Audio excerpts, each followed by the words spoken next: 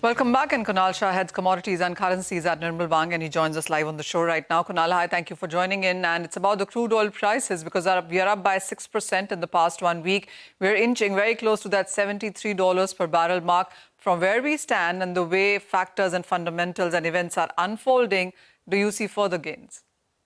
I think it's more to do with Donald Trump indicating that they have given 10 days window to Russia to make a deal on Ukraine. And if that doesn't take place, India and China, if they continue to buy oil from Russia, they'll be having additional sanction and additional tariff.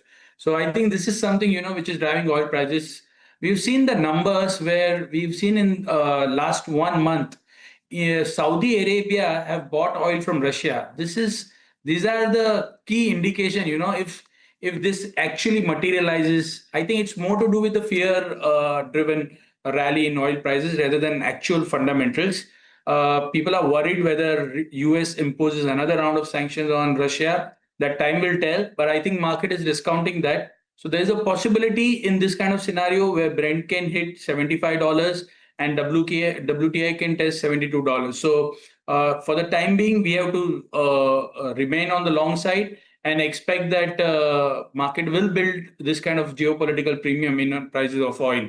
So near-term trend continues to remain positive. If the Russian crisis gets resolved, US, whatever pressure they are applying, if you see ceasefire announced by Russia as far as Ukraine is concerned, then suddenly you will see a fall. But till then, the prices will remain at elevated levels.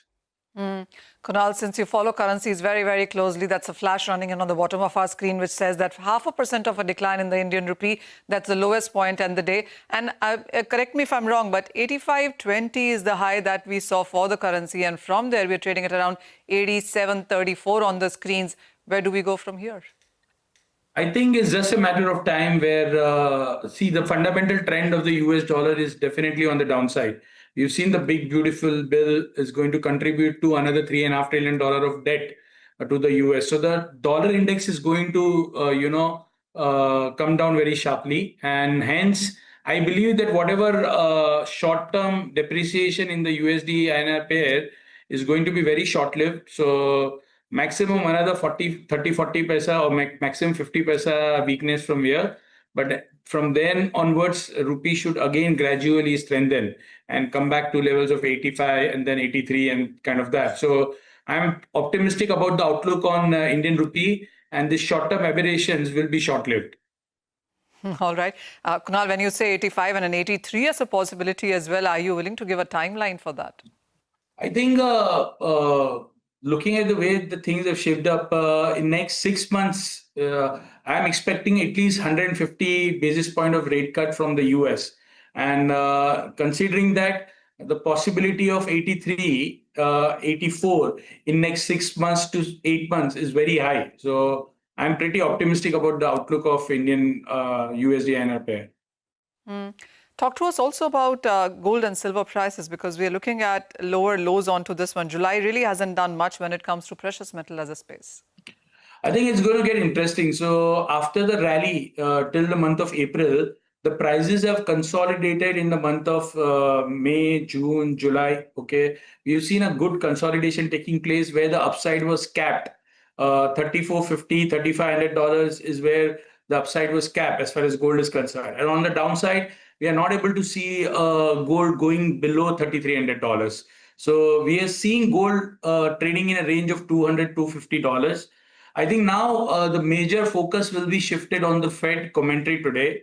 Whether Mr. Powell is going to be dovish or not, that's one of the most important catalysts or the drivers for the price of gold going forward.